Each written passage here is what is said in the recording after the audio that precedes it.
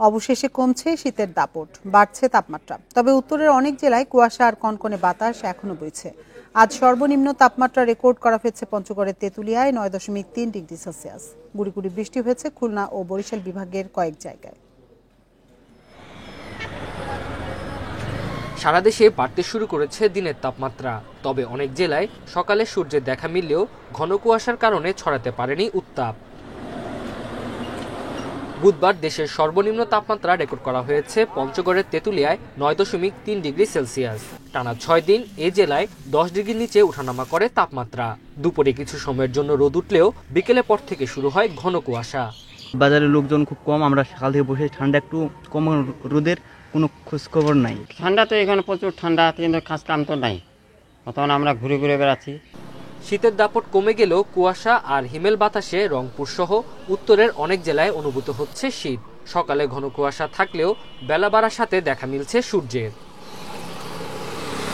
বুধবার সকাল থেকে মেঘলা আকাশ থাকলেও শেরপুর ও নাটোরে কমেছে শীতের তীব্রতা।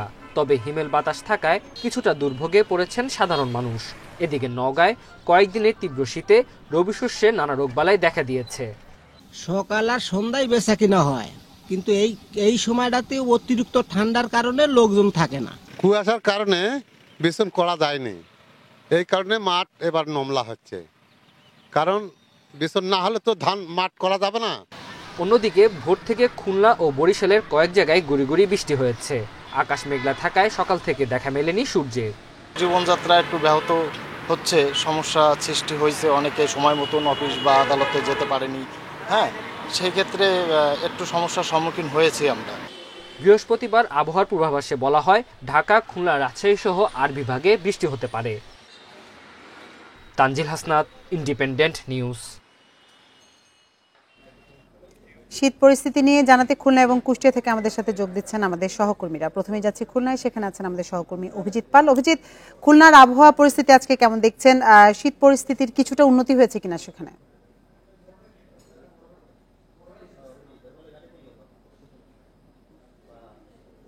বৃষ্টির ফলে কিছুটা তাপমাত্রা কম ছিল, পরে দুপুরের পর থেকে আবার বাড়তে শুরু করেছে এবং আজকে খুলনায় সর্বনিম্ন তাপমাত্রা এখনো পর্যন্ত 14 ডিগ্রি সেলসিয়াস বলে জানিয়েছেন এখানকার আবহাওয়া দপ্তর। আর এই শীত পরিস্থিতির কারণে আসলে খুলনার যে হাসপাতালগুলোতে আছে, এখানে শিশু এবং যে বয়স্করা, তাদের শীতজনিত যে রোগীর সংখ্যা বেড়েছে। এবং খুলনা শিশু হাসপাতালে আপনার 250-র মতো বেড রয়েছে। এই বেডে অতিরিক্ত রোগী রয়েছে এবং মাঝে মধ্যে তাদেরকে ওই অতিরিক্ত রোগীদেরকে বিকালের পর থেকে, গত 2 দিন ধরে বিকালের পর থেকে এই রোগীদেরকে আসলে খুলনা মেডিকেল কলেজ হাসপাতাল এবং সদর হাসপাতালে রেফার করতে হচ্ছে বলে জানিয়েছে শিশু হাসপাতাল। এবং এই সময় আসলে চিকিৎসকরা বলেছেন যে যারা বয়স্ক এবং যারা শিশুরা রয়েছেন তাদেরকে যারা সুস্থ পরিবেশে এবং মুক্ত পরিবেশে থাকে, সেই কথাটাই তারা বলছেন। এবং তারা বলছেন যে শীতের সময় আসলে এই সমস্যাটা অনেকটাই বেড়ে যায় এবং এটার জায়গা থেকে তারা রয়েছে। তবে এই যে গত কয়েকদিন ধরে যে বর্ষা হলো এবং গুড়ি গুড়ি বর্ষা হলো, আজকে ভোরেও বৃষ্টি হয়েছে, এই বৃষ্টিটা অবশ্য কৃষির জন্য অনেকটা সৌভাগ্য বয়ে এনেছে। আপনি জানেন যে একটি খরার বছর রয়েছে বাংলাতে, যে যদি মাঘের শেষে যদি বর্ষে তাহলে ধর্মী রাজার পূর্ণ দেশ। সেই খরার বছর অনুযায়ী আসলে খুলনা জেলাতে এখন পর্যন্ত 64 হেক্টর জমিতে আমলের যে চাষ, তার 75% বীজ রোপণ করা হয়ে গেছে। অর্থাৎ এই সময়টাতে এই বৃষ্টিটা কৃষকদের জন্য অনেকটা আশীর্বাদ হিসেবে আসছে বলে এখানকার কৃষক অধিদপ্তর এবং যারা কৃষকরা রয়েছেন তারা জানিয়েছেন।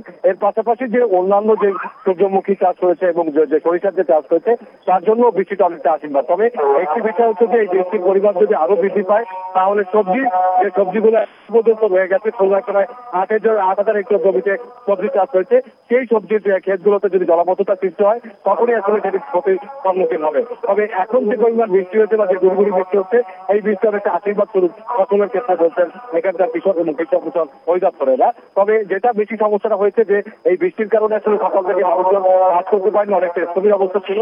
দুপুর 12টার পর থেকে যখন পরিবেশটা অনেকটা স্বাভাবিক হয়েছে, তারপর থেকে আসলে মানুষ তার কাজে বা দৈনন্দিনের যে কাজ, সেই কাজে বেরিয়েছে। এবং কৃষিক্ষেত্রেও কিছু প্রভাব পড়েছে। এটি হচ্ছে যে ফসলের যে কাজগুলো রয়েছে, সেই কাজগুলো কৃষক আসলে ভোরে অতিরিক্ত শীত এবং কুয়াশার কারণে করতে পারছেন না, তাদেরকে আসলে বেলা বৃদ্ধির জন্য অপেক্ষায় থাকতে হচ্ছে। অভিজিৎ, আপনি সাথে থাকুন। এবার আমরা যাবো কুষ্টিয়ায়, সেখানে আছেন সহকর্মী মিলনুল্লাহ। মিলন, আজকে কুষ্টিয়ার সর্বনিম্ন তাপমাত্রা কত ডিগ্রি সেলসিয়াস রেকর্ড করা হয়েছে এবং সেখানকার হাসপাতালগুলোতে শীতজনিত রোগে আক্রান্ত রোগীর চাপ কেমন? যেমনটা বলছিলেন আসলে শীত পরিস্থিতির কথা যদি বলি, আজকে সকালে কুষ্টিয়া কুমারখালী আবহাওয়া অফিসের তথ্য মতে কুষ্টিয়ার সর্বনিম্ন তাপমাত্রা ছিল 11.5 ডিগ্রি সেলসিয়াস।